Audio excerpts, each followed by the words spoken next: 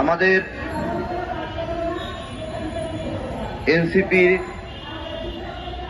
একজন সদস্য, কেন্দ্রীয় নেতা, এনসিপির কেন্দ্রীয় নেতা নাসির উদ্দিন পাটোয়ারি বলল, বাংলাদেশে ভারতের এক্সটেনশন দুটা দল আছে, একটা দল হলো আওয়ামী লীগ, আর একটা দলের নাম কি কেউ জানেন? জানেন কে? আর একটা দলের নাম বলেছে জামাতকে। তো আমার প্রশ্ন হলো, জামাতে ইসলাম নাসির উদ্দিন পাটোয়ারির এই বক্তব্যের কোনো প্রতিবাদ করল না, কেন প্রতিবাদ করল না? তারা কি স্বীকার করে নিচ্ছে যে তারা ভারতের এক্সটেনশন? প্রতিবাদ করল না কেন আমার জিজ্ঞাসা। এই প্রতিবাদ না করার একটা কারণ রয়েছে।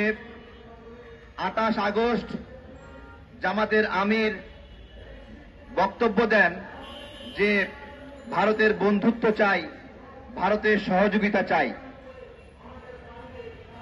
আমার কাছে খুব খারাপ লেগেছে ওই দিন, বাংলাদেশে রাজনীতি করবে আর একটা রাজনৈতিক দল বলবে যে ভারতের বন্ধুত্ব চাই, ভারতের সহযোগিতা চাই। এভাবে নির্লজ্জ স্বীকারোক্তি দিয়ে বাংলাদেশে রাজনীতি করবে। আমি আওয়ামী লীগ, বিএনপি, জাতীয় পার্টি কোন দলকে কোনদিন সরাসরি দলের প্রধানকে এরকম বক্তব্য দিতে শুনি নাই এরকম বলতে যে ভারতের সহযোগিতা চাই, ভারতের বন্ধুত্ব চাই। এবং তার প্রেক্ষিতে 31শে আগস্ট ভারত উত্তর জানায় জামাতে ইসলামের এই বন্ধুত্বের আহ্বান তারা বিবেচনা করবে। আমাদের রাজনৈতিক অস্তিত্ব কোন জায়গায় গিয়ে নামিয়েছে? জামাতকে ক্ষমতায় যেতে হবে, এই জন্য ভারতের সহযোগিতা চাই, ভারতের বন্ধুত্ব চাই।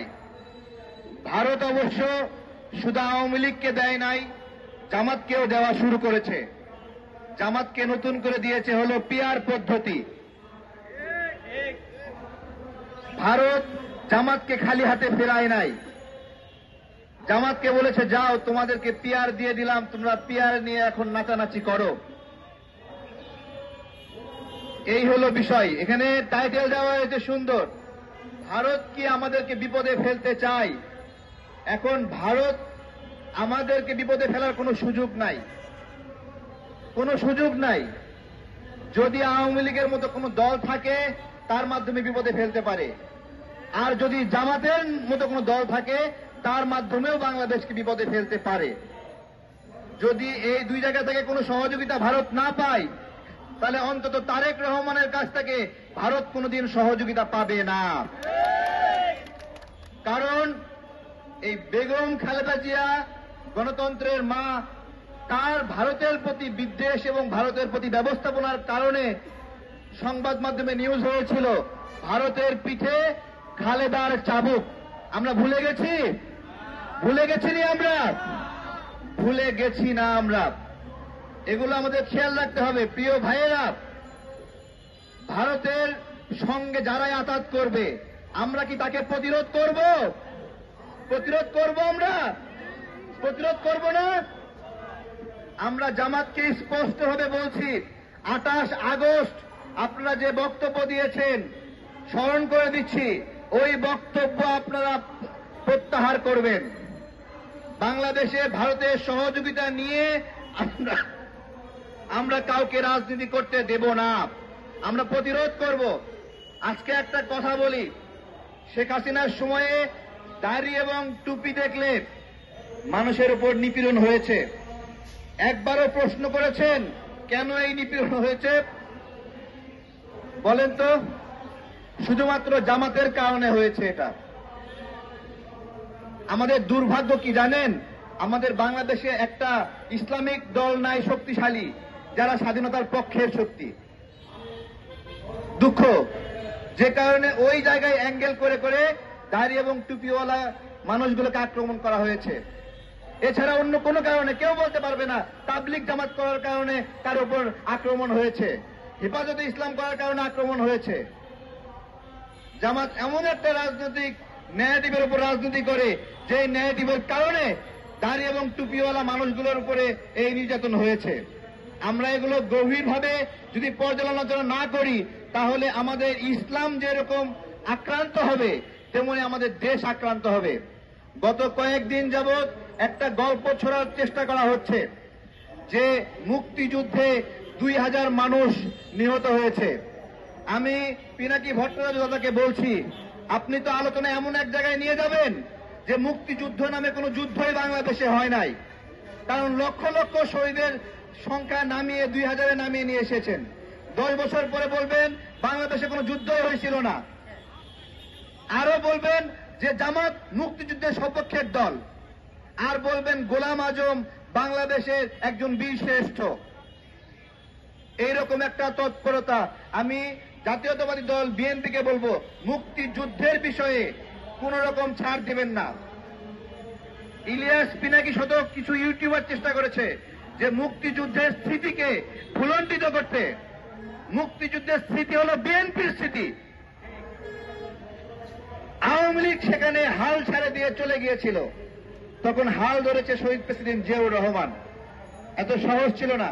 সুতরাং এই গৌরবান্বিত স্মৃতি কোনোভাবেই মাটিতে মিশতে দেওয়া যাবে না, এটাই চেষ্টা করা হচ্ছে।